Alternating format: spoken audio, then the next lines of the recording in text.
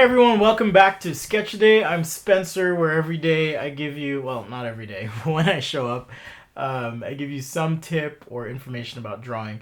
And recently on Instagram, I've done a few Instagram Live videos, so if you don't want to miss those, it's a bit easier than YouTube Live for me. So if you don't want to miss those, be sure to follow me on Instagram at sketchday.com, turn on your notifications, and when I do go live, you will see a notification to watch the video, which is awesome. Anyhow, so I did that and I got a couple questions to talk about drawing furniture. So I just want to draw a simple chair and talk about how I do that. Now, if this is too simple, that's totally fine. I've got plenty of videos for you to watch. Feel free to explore the channel. But for those who are interested, stick around. We'll get into it and I'll show you using two simple tools, just a light gray marker and pen, and how to just draw a simple chair concept. So without further ado, let's get started. Now, I don't really have a specific design, in mind, but what I have found is that when you're not really sure what you want to do, it's always best to work light till you get it right, or when in doubt, rough it out. So to do that, I'm going to use this C3, it's a copic marker. I'll post a link down below if you're interested in getting this particular tool. Or papermate flair pen. And just a reminder, if you do buy the tools through the links that I use, it does give me a cut of the sales, so it helps me support this whole effort.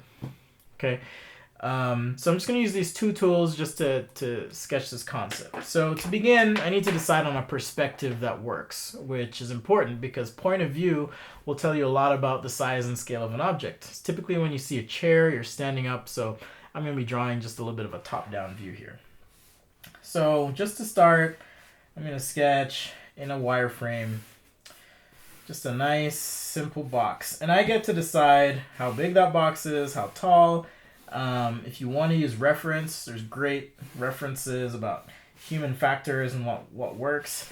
But I'm a designer. I'm going to play with this proportionally and see what I want to do. So in terms of a seat, I'm just going to divide this box, which is part of the process I use when designing. It's called form, divide, beautify. So the first step is to establish form, okay, and then divide that form. And I kind of go back and forth between those two steps. So let's just sketch in some legs here. And actually, I want my legs to kick forward, okay.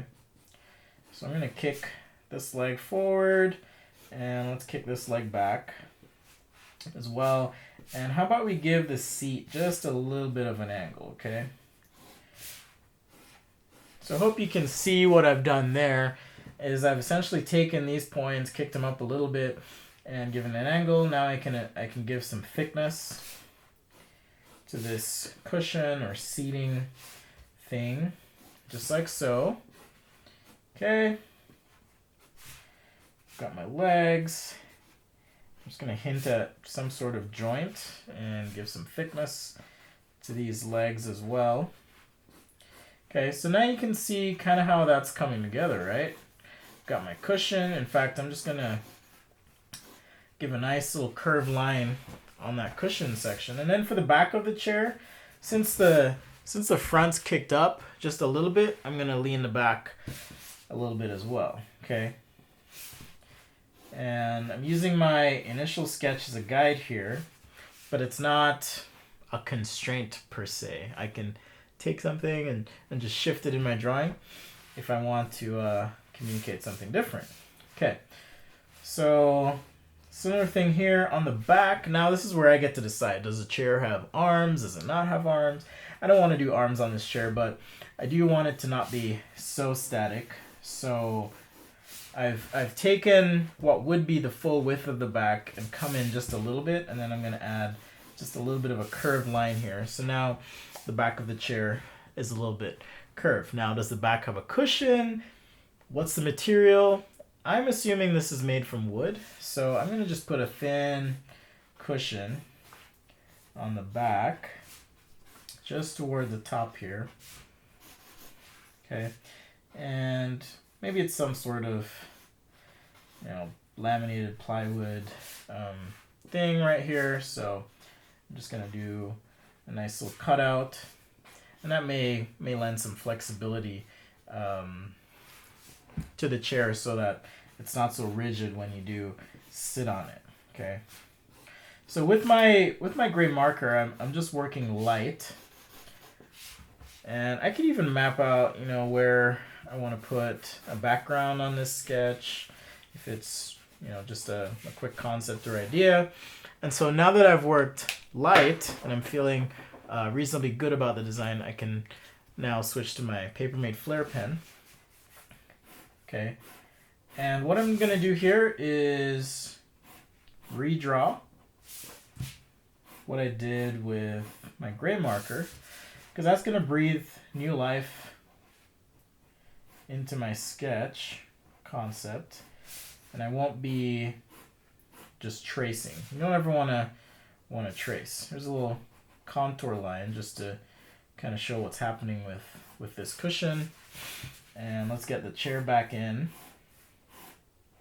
as well.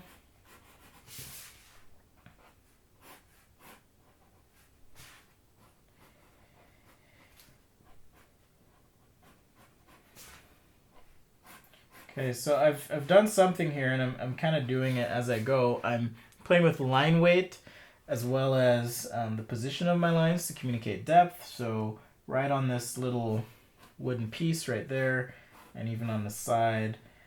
Okay, just those double stacked lines are going to communicate that there is some depth to this this chair structure. Okay, so now I'm moving on to the cushion. Okay, and these contour lines again just reinforce the shape or form of the cushion as I'm drawing this. Okay, and we'll add some texture to this as well. I really like these papermate flair pens because you can hit a line a couple times or tilt the pen and it'll give you a little thicker line as you're drawing. So, and they're super cheap, and they work really great with markers as well. So on these legs, like so. You hear my kids in the background. They're just hanging out with me here today. And the cool thing is, because I'm redrawing this, if there's something I want to change or add, I can do that as I'm drawing. So I'm not prisoner to my initial sketch, if you will. So I'm just hitting these lines a couple times. I could also use a Sharpie or a thicker marker if I had one, just to get the outline here in. But as you can see, this is a pretty quick process, and you can use this for a lot of different things, right? So let's get a little shadow in here, a little heavier line right on this cushion. I can add some texture, and texture in this case, because I am just using a pen, I'm just going to add some dots to this section where there would be fabric. Add those dots. And the idea here really, like as you're drawing this whole thing, as you can see, is to have all your perspective good. So if your perspective's good, like everything's just going to feel so much better, right? If I want to hint at this being wood, I could add some wood grain lines. Try not to overdo it though. You know, but just enough to communicate the material here.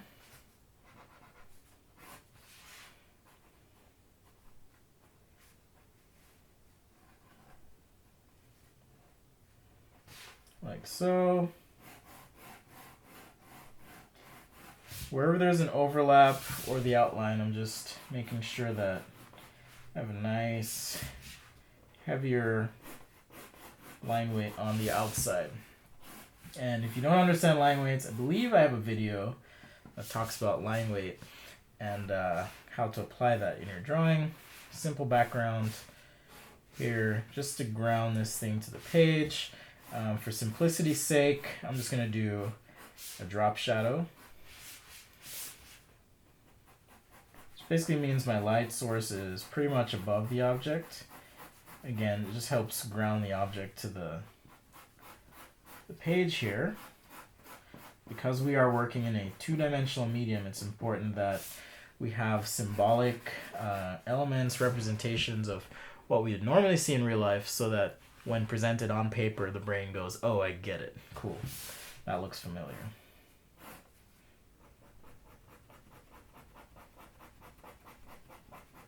And it can be small things like the fact that this chair is in front of the background. It will cast a shadow on the background. So again, reinforcing my faux three-dimensionality that I'm trying to communicate with my sketch. Just going to assign that like so. And as with any good design sketch, you want to explain your concept. So if it needs labels, add those, whether it's material or functional labels, add those on, and that's going to help your sketch page feel more complete together and help you tell a story or communicate the intent of your design as you're creating stuff. Well, thank you for watching. That was a very simple example, and at the same time, I hope you were able to pull something out of that. When in doubt, rough it out, light till you get it right. And if this were a real design exercise or project, I would have a million of these drawings, right? So this is just a quick way for you to think about your form, how to divide it, beautify it, all using two simple tools, just a gray marker and papermate flair. And again, I'll put those links down below, so that if you do want to purchase them and support Sketch a Day, you can do so through the links. Would greatly appreciate it. Well, thank you. And oh, the other important thing is I'm not on Facebook anymore. I'm sure you're aware of all the hubbub in the news. So I'm just sticking to Instagram for now. You can find me at sketchaday.com. Follow me, turn on notifications, because that's where I actually have been experimenting doing some of my live videos. And if you have questions, you can ask me questions there. It is kind of random right now, but I do go live, trying to go live about once a week. So if that's something that interests you, be sure to follow me there. Also subscribe to the YouTube channel, tell your friends, all that good stuff. And if you have any specific questions or things you want to see, leave a comment below, shoot me an email, or contact me through Instagram. Instagram being the most likely place for me to check right now. Well, thanks again, and we'll see you next time right here on Sketch a Day.